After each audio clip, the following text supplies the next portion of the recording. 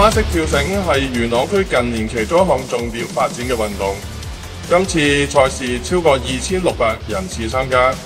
並邀請到日本交互繩比賽季軍嘅隊伍，帶嚟精彩同埋賞心悅目嘅賽事。在此，本人就代表元朗區體育會多謝幾位主禮嘉賓，同時多謝民政事務總署嘅贊助，繩研跳繩運動學院提供專業嘅裁判，亦都要多謝香港童軍總會、元朗東區童軍、聖約翰救傷隊及所有嘅工作人員協助，使得活動可以順利咁樣進行。最後，本人承祈各方好友繼續支持花式跳繩運動，